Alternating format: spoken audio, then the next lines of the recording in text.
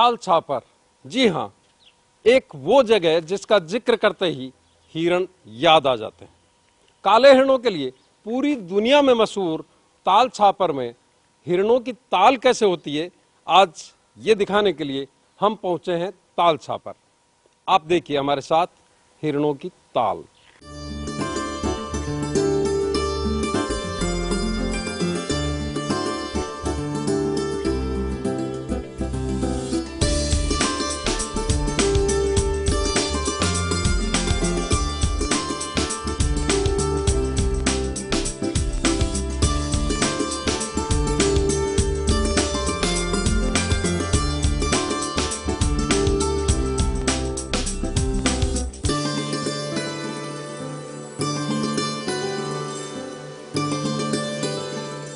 आठ 800 हेक्टेयर में फैले ताल छापर अभयारण्य की इस यात्रा में हम 12 किलोमीटर की यात्रा करेंगे और जानने की कोशिश करेंगे कि यहाँ पर खास किस्म की एक घास किस तरह से इन हिरणों को जिंदगी देती है और किस तरह से यहाँ पर एक घनी आबादी तैयार हुई है जो पूरी दुनिया में ताल छापर को एक खास पहचान दे रही है।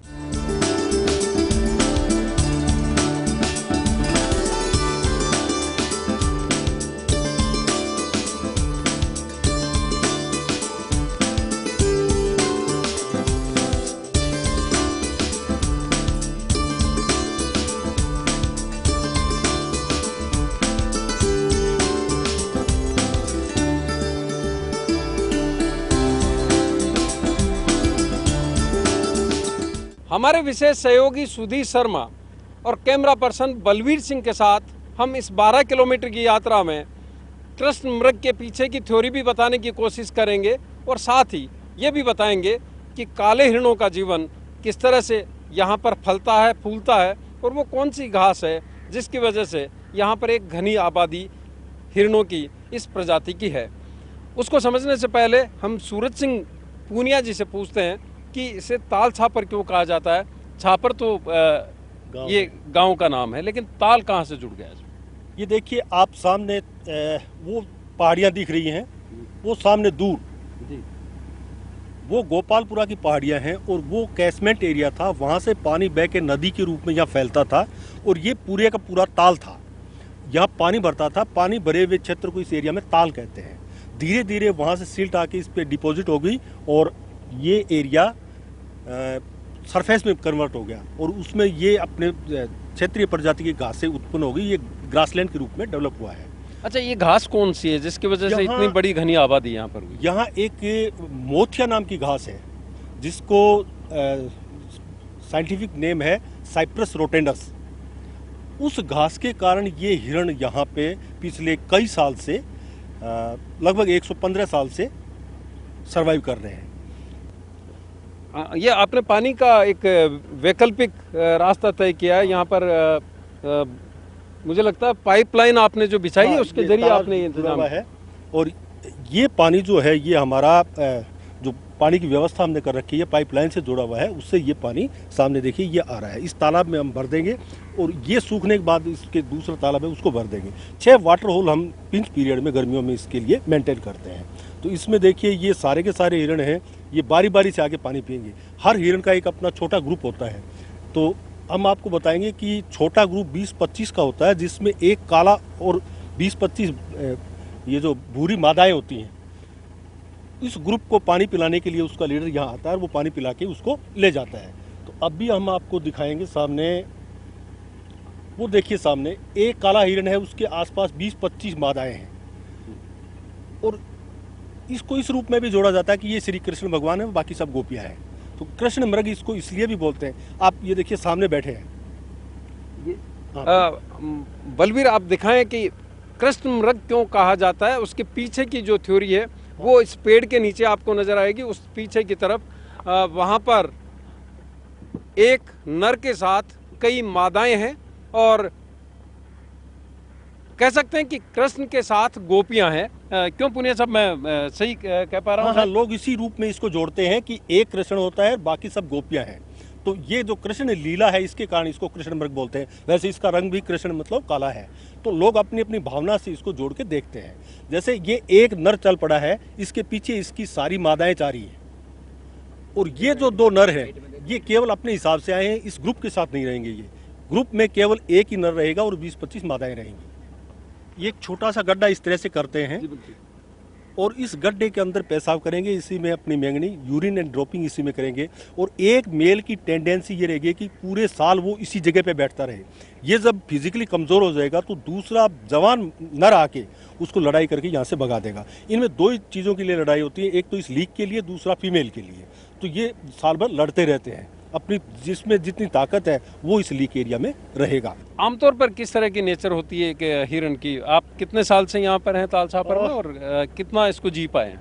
मैं लगभग 11 साल से यहाँ हूँ और पहले क्षेत्रीय वन अधिकारी के तौर पर था, अब सहायक वन संरक्षक के रूप में हूँ। और मैंने जितना इनको नज़दीकी से देखा है तो वाइल्ड में इनका लाइफ स्पैन जो है वो लगभग 13-14 साल होता है, और कैप्टिविटी में तो उसको कुछ करना नहीं पड़ता, इसे 15-20 साल भी जी जाएगा। तो ये जो साल में 2 बार ब्रीड करते हैं, बच्चे 2 बार देते हैं, एक बार तो फरवरी में और एक बार सितंबर में, और गेस्टेशन पीरियड इनका है 5.5 महीने। अब इनके बच्चों का यहाँ कोई प्रेडिटर नहीं है। आप वो सामने एक ईगल उड़ता देख रहे हैं, वो देखिए, ये ईगल ही केवल इसके बच्चे को मार के खाते हैं, बाकी कोई यहाँ इनका प्रेडिटर है नहीं। तो इनकी संख्या बढ़ती जा रही है, प्रेडिटर के अभाव में इसमें ज़्यादा कंट्रोल है नहीं। 800 हेक्टेयर में ये फैला हुआ है, करीब 12 किलोमीटर का एक राउंड होगा इसमें। तो यहाँ पर एक दिक्कत ये भी बताई जा रही है कि आपके पास में इलाका कम है और आबादी ज़्यादा घनी हो गई है। एक हिरण के लिए आमतौर पर कितना इलाका चाहिए टेरिटरी के लिहाज से, और अभी कितने हिरण आपके पास में हैं? देखिए, वाइल्ड लाइफ मैनेजमेंट के हिसाब से जो 300 mm 1200 साल की एवरेज, वहाँ 1 हेक्टेयर ग्रासलैंड एक हिरण को चरने के लिए चाहिए, और हमारे पास अभी 800 हेक्टेयर है। 800 हेक्टेयर का मतलब हुआ कि 800 ब्लैक बक तो आराम से रह सकते हैं। फिर इसमें बच्चे और फीमेल मिला के यदि हम पूरे के पूरे माने तो 1500-1600 तक बियरिंग कैपेसिटी है हमारी। इसके बाद की जितने में कैरिंग कैपेसिटी से बाहर है, तो ये बाहर जाते हैं। जैसे इस सीज़न में यहाँ पोर्ट्स आ गए, इसके बबूल के, रोइडा के फूल आ गए, उनको खाने के लिए बाहर जाएंगे, और खेतों में ये बाहर भी जाएंगे। अभी वक्त है एक ब्रेक का। ब्रेक के बाद पूनिया जी से जानेंगे कि किस तरह से इनका जीवन चलता है, और कितने ये जो हैं यहाँ पर इस घास जो है, ख़ास तौर पर ये क्या प्रजाति है इस घास की, और यहीं पर इसका संरक्षण सबसे ज़्यादा क्यों हो रहा है, इतनी बड़ी तादाद में हिरण क्यों हो रहे हैं।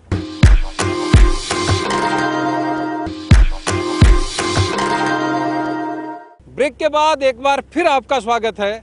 आप देख रहे हैं ईटीवी की खास पेशकश हिरणों की ताल।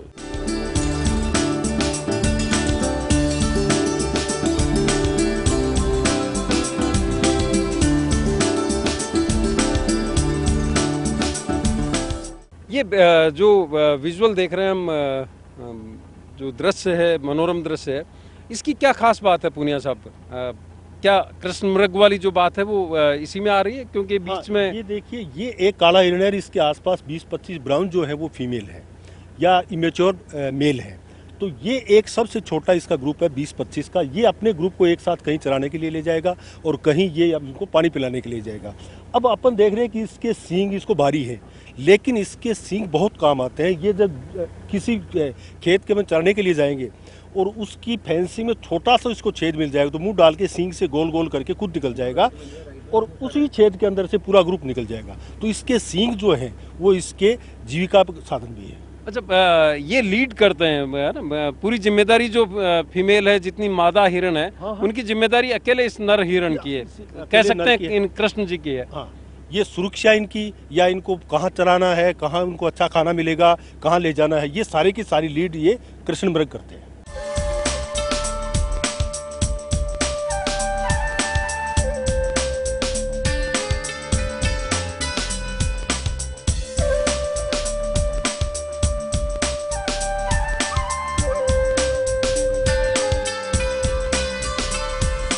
तालछापर अभयारण्य में घनी आबादी के पैदा होने या पनपने की सबसे बड़ी वजह है ये घास, इस घास की कुछ और खासियतें भी है। क्या खासियत है पूनिया साहब इसकी? ये देखिए, ये घास जो आप देख रहे हैं ये कुछ ग्रास है, और ये मई जून में जो ही पानी खत्म होगा, नई नमी खत्म हो जाएगी ज़मीन की, तो ये एकदम हरा हो जाएगा। और इस हरे घास के नीचे एकदम ठंड रहेगी, टेम्परेचर 15 से 20 डिग्री कम रहेगा ऊपर से। और इसके नीचे क्वेल्स है, बटेर है, या आपके सैंड ग्राउज है, वो अपना नेस्ट बना के नेस्टिंग करते हैं। तो नेचर ने अपने आप में सर्वाइव करने के लिए बहुत सारी परिस्थितियाँ ग्रासलैंड में पैदा की। लेकिन ये तो दिलचस्प बात है कि गर्मी में जब यहाँ पर 50 डिग्री के आसपास टेम्परेचर चला जाएगा, उस वक्त इस घास का हरा हो जाना, ये अपने आप में दिलचस्प बात है। ये इसकी खासियत है कि इसकी जड़ें बहुत गहरी हैं और गांठदार जड़ें हैं। उन गांठ में पानी रहता है जो पिंच पीरियड में इसको हरा रखने में कामयाब रहता है। नोड्स होते हैं इसकी जड़ के अंदर, उनमें पानी स्टोर रहता है, और जो ही बरसात आएगी ये एकदम मुरझा जाएगी। अच्छा, ये घास हिरणों के लिए खास तौर पर उपयोगी है, या वो जो आप नेस्ट बनाने के हिसाब से? नेस्ट बनाने के हिसाब से। हिरण तो इसके हरे पत्ते को ही खाएंगे, बाकी इसको नहीं खाते हैं। ये पैलेटेबल नहीं है, लेकिन उन पंछियों के नेस्टिंग के लिए ये बहुत कामयाब है। किस तरह के पंछी यहाँ पर हैं ज़्यादा? क्वेल्स हैं, पैट्रीज हैं, सैंड ग्राउज हैं, जो ग्राउंड नेस्ट बनाते हैं। जैसे ये आपके लार्क आएंगे अभी, पीपिट हैं, इस तरह के जो ग्राउंड पे नेस्ट बनाते हैं, उन पक्षियों के लिए ये शरणगृह है। उनका मैटरनिटी हॉल कह सकते हैं। अच्छा, रेप्टाइल्स से कोई दिक्कत नहीं है उनको, चिड़ियाओं को? देखिए, जहाँ ये डेंस ग्रास होगा वहाँ रेप्टाइल नहीं रहते, ये खासियत है। रेप्टाइल या मुख्य रूप से ये स्पाइनिटेल लिजर्ड है, जो कि शाकाहारी है, वो केवल घास खाता है, वो अंडे नहीं खाता। और बाकी रेप्टाइल इस घने घास के अंदर नहीं रहते। अच्छा, हम देख रहे हैं कि यहाँ पर जंगली सुअर भी वो सामने नजर आ रहे हैं। हमारे दर्शक भी देख पा रहे होंगे कि ये जंगली हैं या ये जंगली सुअर की आबादी है यहाँ पे कुछ, जो बहुत पुराने ज़माने से बची हुई है। जंगली सुअर की आबादी भी यहाँ है। अच्छा, रियासत काल का भी एक बड़ा रिश्ता है इस जगह का, ताल छापर का? हाँ, ये महाराजा गंगा सिंह जी का शिकारगाह हुआ करता था। उनके सेना के घोड़े चढ़ने के लिए घास का मैदान था, और जो आज़ादी के बाद में राजस्थान गवर्नमेंट ने अपने मैनेजमेंट में लेके इसको अभयारण्य के रूप में विकसित किया। 1962 में इसको शिकार प्रतिबंधित क्षेत्र घोषित कर दिया गया। 1966 में ये सेंचुरी की प्रिलिमिनरी डिक्लेरेशन हुई थी, प्रारंभिक घोषणा, और 98 में जन सुनवाई के बाद में अंतिम रूप से इसको अभयारण्य का दर्जा दे दिया गया था।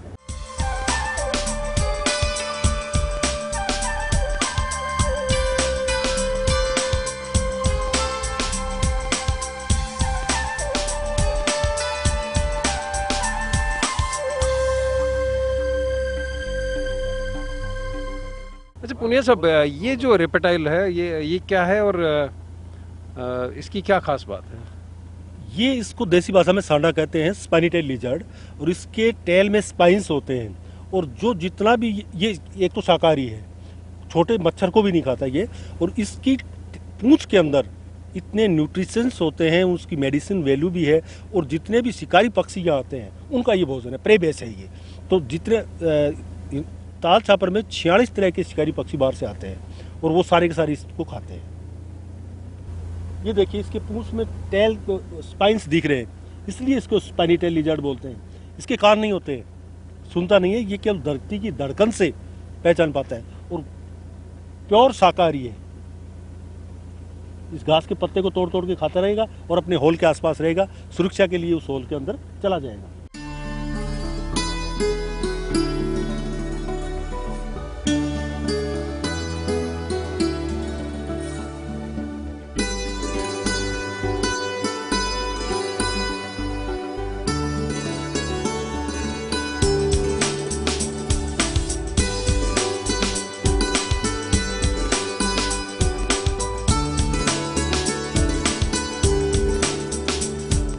पुनिया साहब, ये जो हम देख रहे हैं पूरा का पूरा समूह है, ये नर हिरणों का है। इसमें ये जो एक रॉयल जो बक है, उसकी क्या थ्योरी है? ये मान्यता है M.K. रणजीत सिंह साहब की, कि जिसकी सींग की ओपनिंग 60 डिग्री पे हो वो रॉयल बक होता है। और इस सेंचुरी में लगभग 12-13 रॉयल बक है, और बाकी के सींग या तो पैरेलल होंगे या उनकी ओपनिंग बहुत कम होगी। देसी भाषा में हम कहे कि उल्टा समोसा जिसमें फिट हो जाए सींग के ओपनिंग में, वो रॉयल बक होता है। तो इस पूरी सेंचुरी में 12-13 रॉयल बक हैं। क्या इसका बिहेवियर अलग होता है या डोमिनेट करता है? ये डोमिनेट करता है, निश्चित रूप से शारीरिक बलिष्ठ होता है, और इसकी लड़ाई में निश्चित रूप से जीत होती है। अभी हम देख रहे हैं हमारे सहयोगी बलवीर सिंह जो दृश्य कैद कर रहे हैं कैमरे में। पूरा का पूरा समूह जो है वो नर हिरणों का है। उनके सींग नजर आ रहे हैं घास के बिल्कुल ऊपर की तरफ। ये क्या रीजन है एक साथ बैठने का? क्योंकि आप तो कह रहे हैं कि टेरिटरी को लेकर इनके बीच में संघर्ष होता है। हमारे यहाँ दो तरह के नर हैं। एक नर तो जो मेल कॉलोनी में रहते हैं वो झुंड में रहेंगे, और हमारे 900 के लगभग नर हैं, जिसमें से 300-400 नर तो ऐसे हैं जो मेल कॉलोनी में रहते हैं। बाकी बचे हुए जो छोटे छोटे ग्रुप में जिसको 20-25 का एक ग्रुप होता है, उसमें एक मेल होता है। तो ये जो मेल कॉलोनी वाले डोमिनेट मेल हैं वो हमेशा एक साथ रहते हैं, ग्रेजिंग में एक साथ जाएंगे, बैठेंगे एक साथ, और ब्रीडिंग सीजन में मेल कॉलोनी में ही ये रहेंगे। एक चीज और बताएं सब, कई हिरण हमने देखे हैं जो इंसानों से उनका लगाव हो गया है, उनके साथ फेमिलियर हो गए हैं। उनके साथ इनका क्या बिहेवियर होता है जो पूरा समुदाय है उसका? ये पूरा समुदाय जिसके ह्यूमन बीइंग टच कर लेता है या आदमी के संपर्क में जो हिरण आ जाता है, उसको ये ग्रुप एक्सेप्ट स्वीकार नहीं करता, वो अलग रहते हैं। जैसे रेस्क्यू के लिए हमारे रेस्क्यू सेंटर में कोई हिरण आया, उसको हमने इलाज करके ठीक किया, तो वो रेस्क्यू सेंटर के आसपास ही घूमता रहेगा। मुझे लगता है कि एक संदेश दर्शकों के लिए भी आपकी तरफ से ये है कि आप इन्हें प्यार करें, इनके करीब आकर इनको, इनके मनोरम जो भाव है, मनोरम भाव, उनको देखें, लेकिन उनके साथ स्पर्श नहीं करें, उनको करीब जाकर बिस्किट देने की कोशिश नहीं करें, उनके शारीरिक संपर्क में नहीं आए, उनको पुचकारने की कोशिश नहीं करें, क्योंकि आप अगर उसको छूते हैं तो आप उसे उसके समाज से बहिष्कृत करते हैं। हिरणों की प्रजाति उसको अपने से अलग थलग कर देती है। वक्त है एक ब्रेक का, ब्रेक के बाद फिर मिलेंगे। आप देख रहे हैं हिरणों की ताल।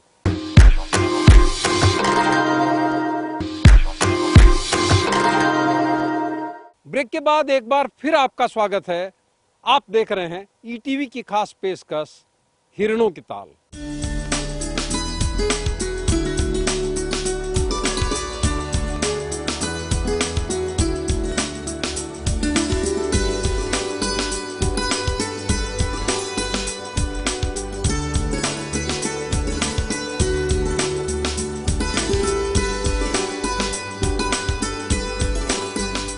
काले हिरणों के लिए मशहूर ताल छापर में यहाँ पर घनी आबादी की सबसे बड़ी वजह है ये घास। ये घास जब खत्म हो जाती है तो हिरण अपना भोजन अपने आप तलाशते हैं और उसके लिए एक अलग तरह की व्यवस्था करते हैं। घास लगभग सूख चुकी है पूर्णिया साहब, उधर अगर पीछे की तरफ देखेंगे तो पूरी तरह से खत्म ही हो चुकी है। तो अब क्या होगा? गर्मी का वक्त भी है और एक बड़ी दिक्कत मेरे ख्याल से इनके लिए होगी। हाँ, चारे के लिए ये जो घास सूख चुकी है, इसके नरम पत्ती को वो मानवीय भाषा में बिस्किट कहे तो बिस्किट तरह खाते रहे, लेकिन उससे भूख नहीं मिटती। प्रकृति ने इनको बहुत कुछ दिया है। जैसे इस समय घास सूख गई तो ऊपर देखिए ये पेड़ों पे फलियां आ गई हैं।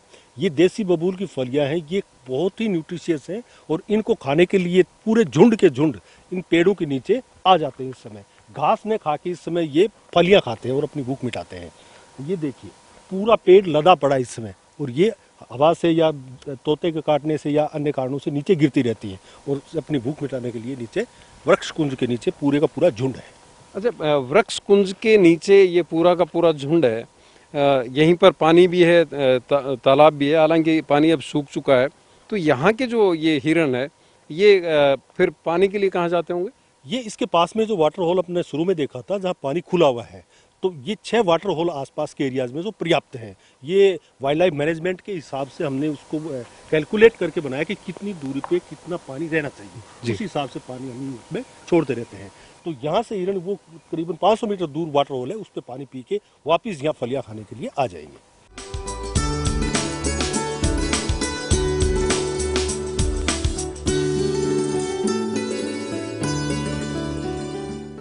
कुदरत ने ताल छापर अभयारण्य में वो सब चीजें दी है जो इन काले हिरणों के लिए जरूरी है। पुण्य सब क्या क्या खास चीजें हैं? मैं देख रहा हूँ उधर सामने की तरफ सैंड ड्यून्स है, नमक भी यहाँ पर पैदा होता है।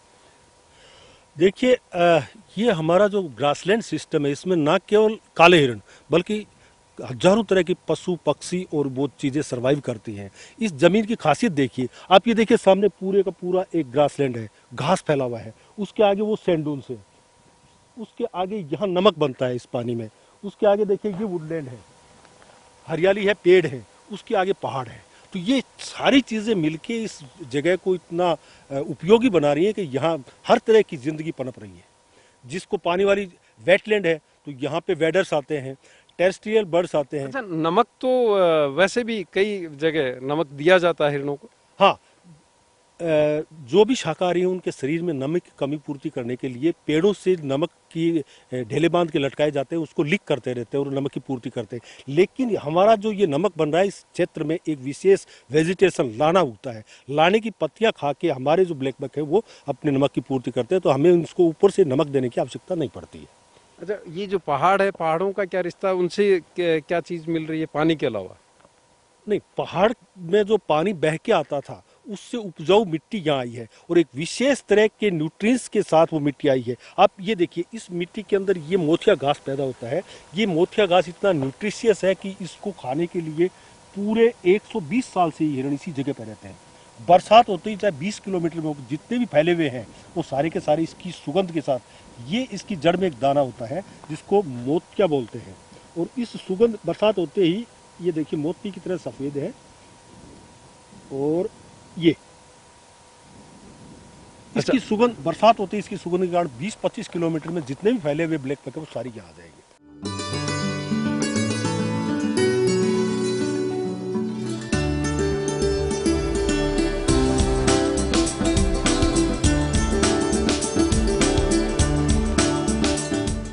बीते साल हुई गणना में यहाँ पर हिरणों की संख्या 2673 थी, जो बढ़कर अनुमान है कि 3000 हो चुकी है। यानी यहाँ पर हिरणों का समूह बढ़ रहा है और साथ ही इन्हें बचाने के जो उपाय हैं वो भी लगातार जारी है।